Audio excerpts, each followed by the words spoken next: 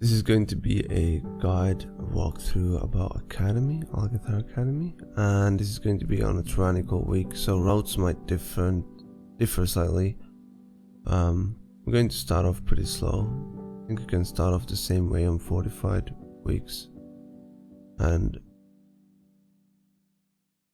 the reason why I'm starting off slow is because the skitterflies do hurt in the end. They might go messy, and most people are soft capped, if not even hard capped. So we just, whenever lashes die, we take in another pack to cleave again. I am being slightly slow here.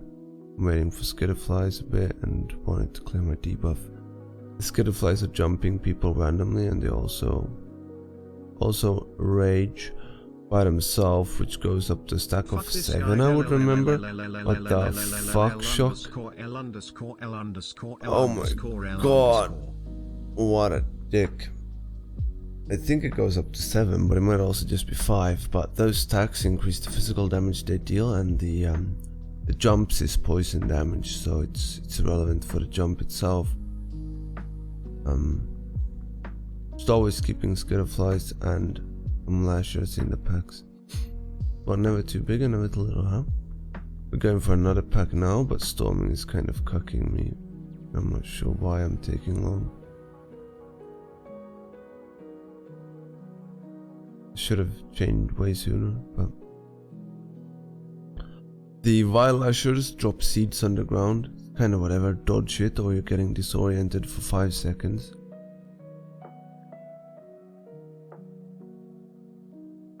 Really not a big deal. Quite easy mobs, just as long as you don't get too big. You can go very big as well if you really want to, but might also die. Gonna fast forward a bit. We've seen it all. Next up is what I would call the first boss, which is called Overgrown Ancient. And who could have known, Camus dead again? The fuck? Man, you guys are weird. This boss is doing quite a few abilities. Going to do Backbreaker, which increases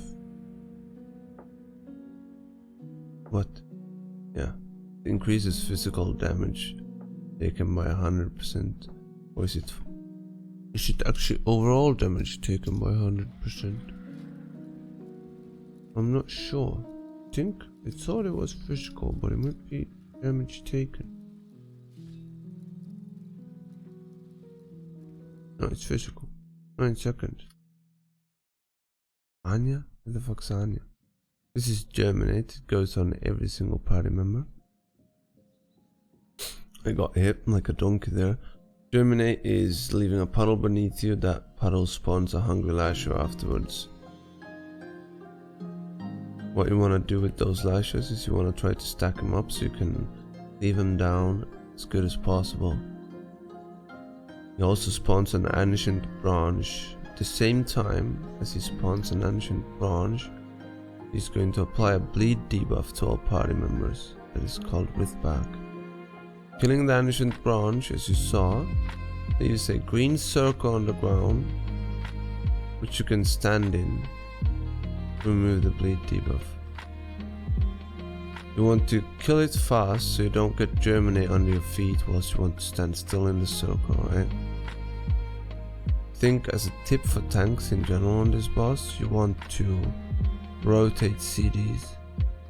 You can. I wasn't rotating there though. I will probably AoE tot these. I'm not sure. They spawn in 17 seconds.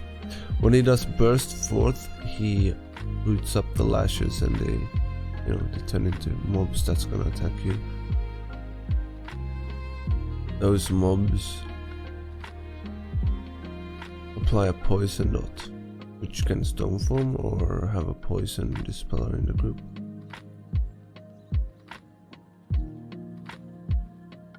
What I would recommend in general is jumping on this boss as well, because jumping increases the radius of your thunderclap.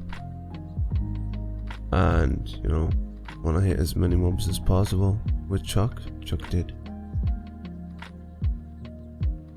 Am I remembering everything? Stop trolling me, chat, what the fuck?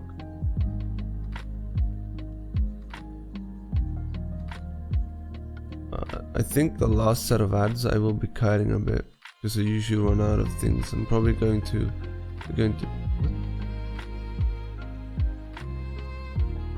These are dead, but we should be getting another one.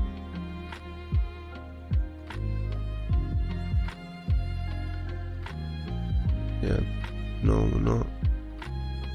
He's gonna do Germany and then burst forth, isn't he? Yeah, and then I'm gonna AoE taunt those, I'm pretty sure. The boss is so low.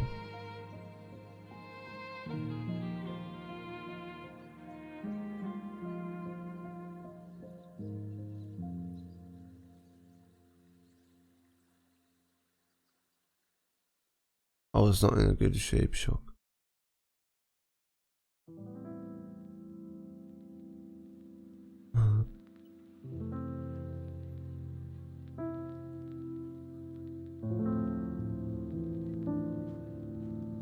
I recommend strongly to hide if it gets overwhelming. If you only have one poison dispel, it might be a bit rough.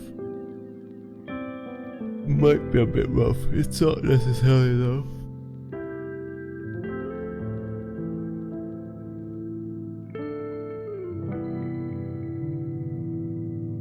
As long as you try to pick the ads up. Another tip for a group is for them to go back, stand behind you when mobs spawn. It's not a must, Shock, I wouldn't say so. But for the group, if the entire group stands behind you, you're the one that's likely to get all the threat initially, otherwise they might get insta-clap. It's a lot about DPS positioning as well. Make this boss fight easier and smoother. At this point I should have started kiting, but I got dispelled, so it was fine. We're shrouding these mobs. The reason why we're going this way and not just to the bird boss straight away is because we want lust for bird boss, right? And we failed the shroud like fucking donkeys. These things do 2 abilities. There's actually 3 things going on here. One very important, the Scepter cast, which was called Mystic Blast. That is going to one-shot most of your group members if it goes through. Surge is like an insta-bolt going off on someone. And then I think there's also Mana Void in this group. Yeah, Mana Void is going on a player, which gives them like an AoE circle, I think.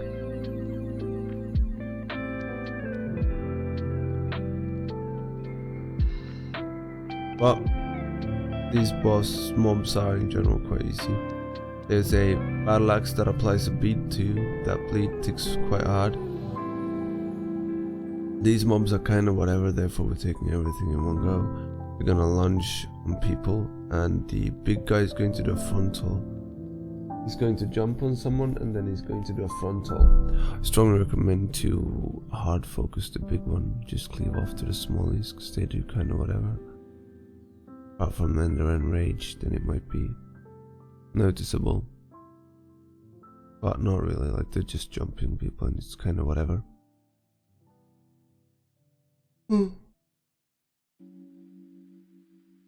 Like that was a full enraged group and was whatever the fuck.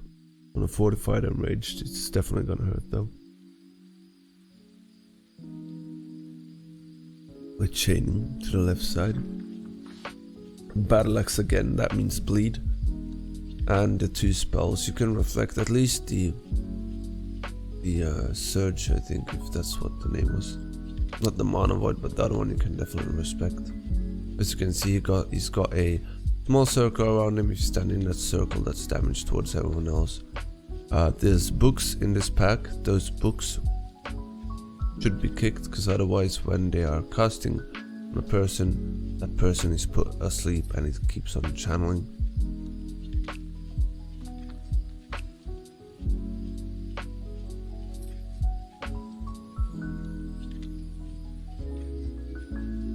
Bookcast bad, yeah. A hunter died partly because, you know, enraged mobs The low ones, I thought the low ones would have died a bit sooner. We've got a new healer, and I'm going a bit cray-cray.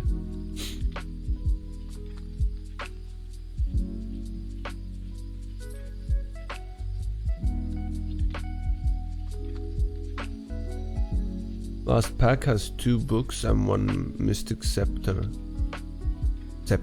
Spellbound Scepter, sorry, which is doing Mystic Rift? Mystic Blast, sorry. Again, make sure to interrupt the Mystic Blast. It is really what has to be interrupted here. The books are not as important, but they should also be interrupted because otherwise you're gonna be lacking kicks and so forth.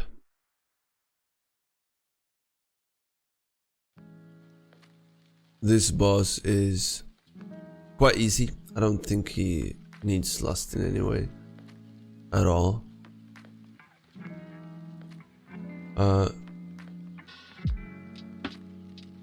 He's going to occasionally spawn 5 orbs across the room.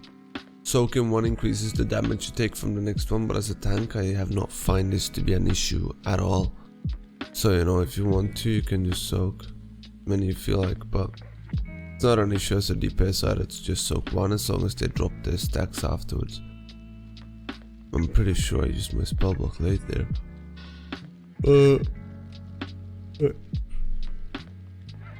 Yeah.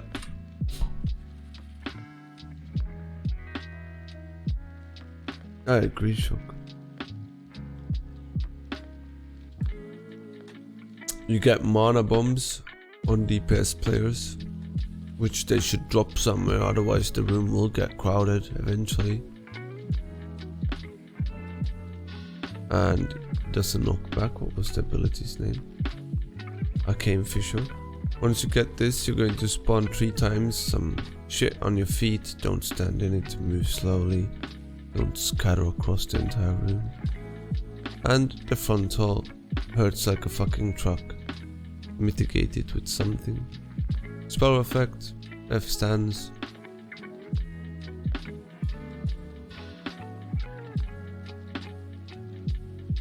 It's basically that, rinse and repeat. I didn't drop my stacks there.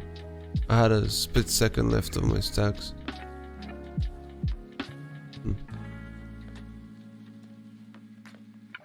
It was pretty shit on me.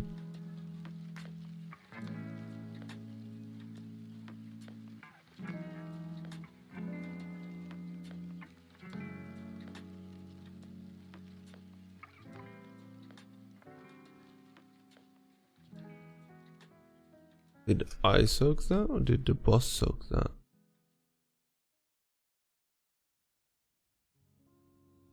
I did. But this boss does get slightly overwhelming at the end. As you can see, they're getting mana bombs. Wait. They must have failed. The Arcane Fissure now. And mana bombs. No. Let's take. But they're not getting topped.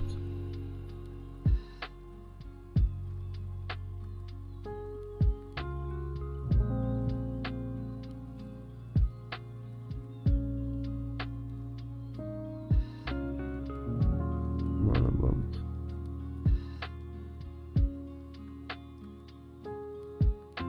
That is pretty naughty.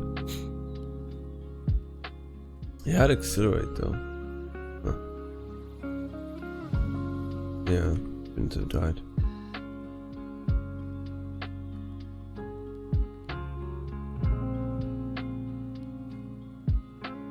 You know, kind of rinse repeat. Not a big deal. Room gets cluttered. Gets into a pretty hard boss. Keep on soaking orbs and mitigating the frontal.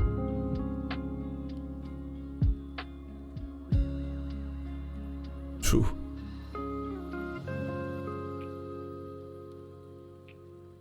You know, whatever you want to use them for, huh?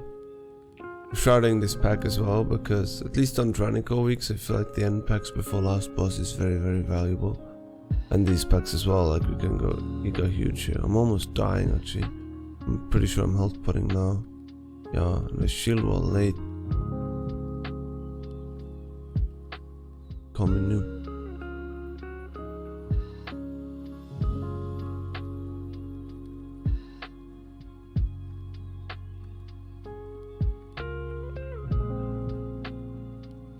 Again, there's the scepter in this pack. Really want to kick that, stun it, stop it. There's also arcane rain, which is gonna leave a lot of blue puddles underground. Want to stop that as well, if you can. Kick the mystic blast, stop the arcane rain. Watch out for the battle axes. Perfect use Stoneform on. And the frontal from the Ravager. But in general, quite a free pack, and you can split it into two if you really want to as well. Then we're gonna move on the side. To skip this last pack because it's a ship pack. It's got two casters and a battle axe in it. And we're just gonna go up. This guy slaps, by the way. As you can see, it's gonna slap me now in 3, 2, 1, zoom. That's a BSV proc on top of it. But not too rough. Mitigated, or you could kite him constantly as well, I'm pretty sure. You leave these winds I think they stun for 3 seconds if you stand in them. Don't stand in them.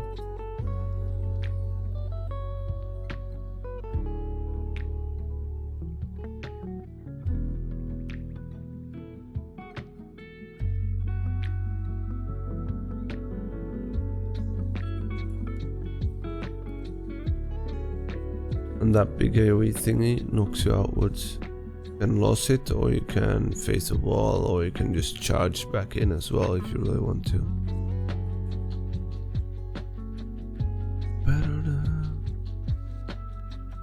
But really not a big deal.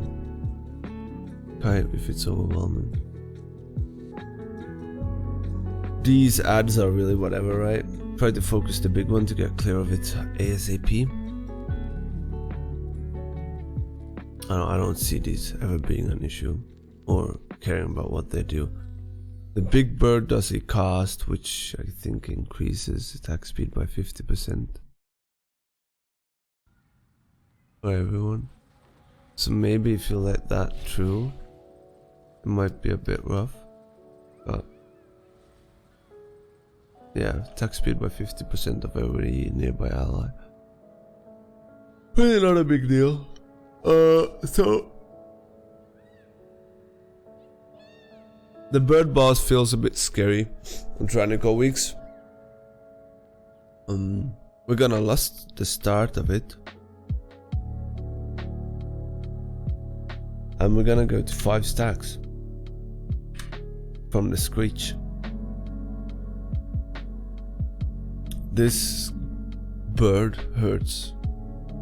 Like an almost constant bleed effect on tank. So I don't like it. But going up to 5 stacks was really helping out.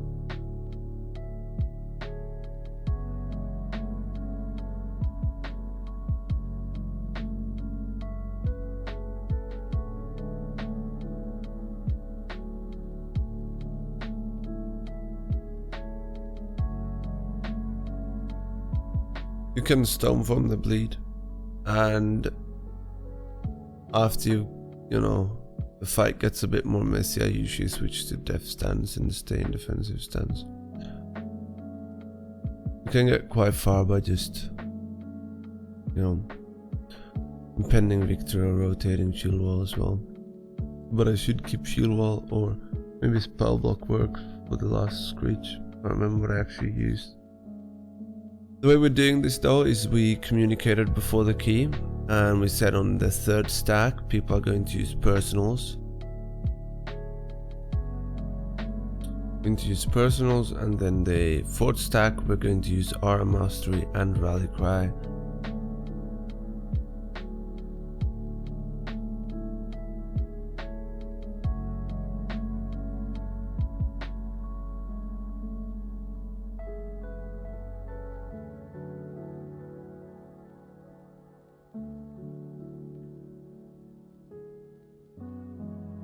There's a frontal, but I think that's quite obvious, and don't stand in frontals.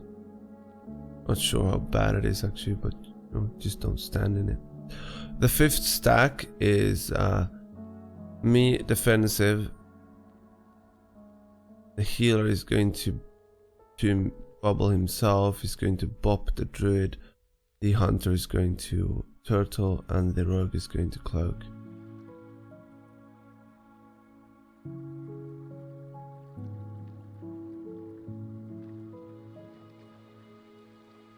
And then I just threw it in. I could have delayed it longer. Do not have fire shit on the ground. We're getting another screech insta. Boss is at 45% now, and we're going to be doing 3 stacks, I think.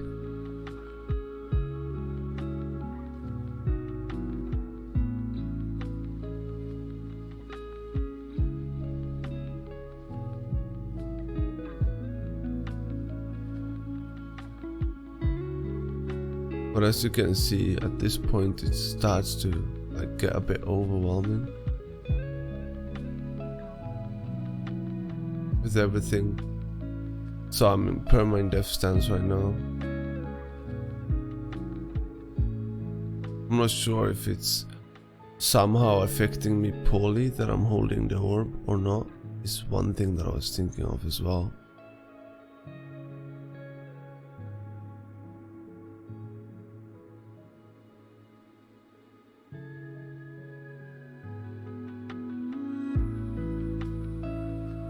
But it doesn't really look like it.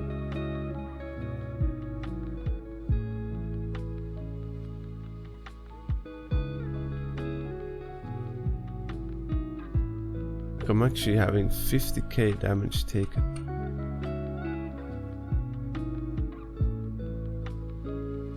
Like that is a lot.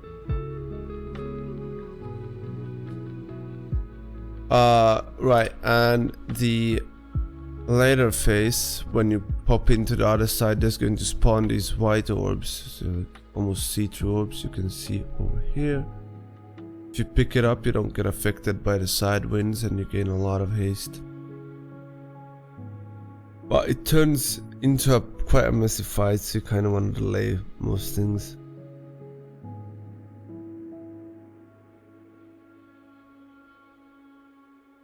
Especially have ranged people as well, because they lose a lot of damage from just constantly getting drafted to the sides.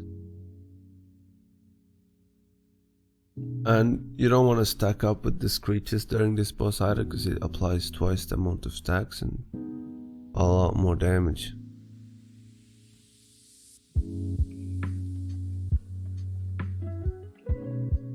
But it's dead. Now we're just going to the last boss area. And on Tyrannical weeks you can definitely go pretty big here. But you do want to kick arcane missiles. Especially if it's targeting someone else. The astral whirlwinds hurt like a fucking truck. 2. They also cast something called Astral Bomb. That bomb is cast on a player, and that player can stand on the mobs and it deals damage to the mobs.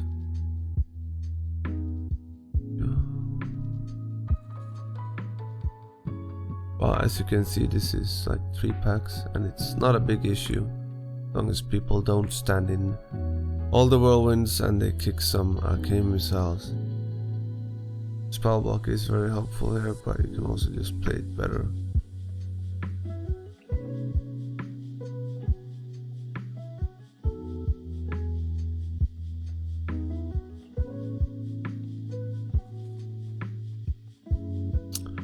We're going to slowly drag the pack onto boss and take it onto boss very late.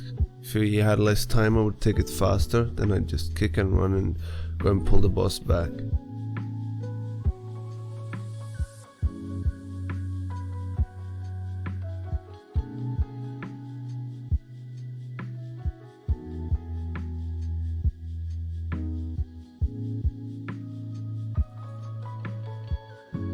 Well, we've got 6 minutes, which is more than enough for the boss. I think it took us 4 minutes to kill it, maybe.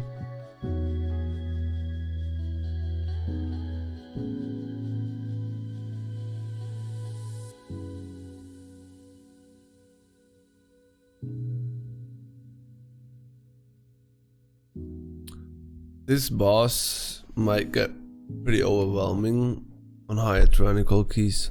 Might be long. At that point you really want to utilize most of the room and actually try to stack up these orbs. It's also these two. I'll get to that in a bit actually. He doesn't do anything too relevant. He does a frontal breath, which you just saw. He does an energy bomb on a random person. You can actually reflect that and it goes on the boss, and then you don't get these stack. This stack right here, 3 stacks. This spawns a area on the ground, just like that one. That area on the ground, sorry, that's disgusting. That area on the ground spawns 5 orbs, which if you get hit also gives a stack IRC. And you know, in general, don't get hit by boss abilities, it's gonna spawn shit. I just did get hit, by the way. A rogue trick here is that you can cloak always at 2 stacks and it drops your stacks and you never spawn the shit. So here there are 2 like slight side rooms kind of, where you can put shit puddles in, and that way you don't have to worry about them too much. Because then it's just going to be 1 orb going out of it, or potentially 2, but in pretty good directions. Surely there is going to be better ways to play this boss, but for now this is how we're doing it.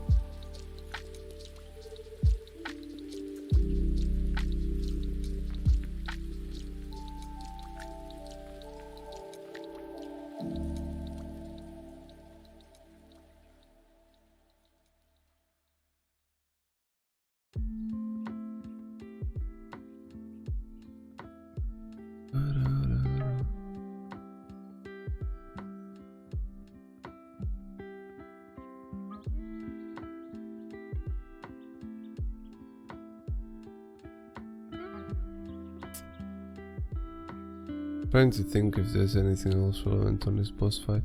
I was considering earlier today as well if you would do it the other way around, so you could actually play it in that room over there, the end fight. You know, that way there's not a single orb going there, but you might also be resetting the boss if you go there, I'm not sure.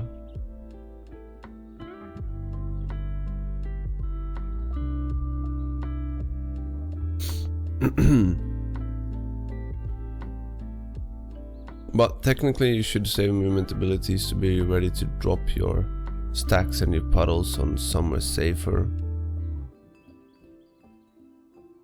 and quite far away from the boss as possible as it is. As far as possible.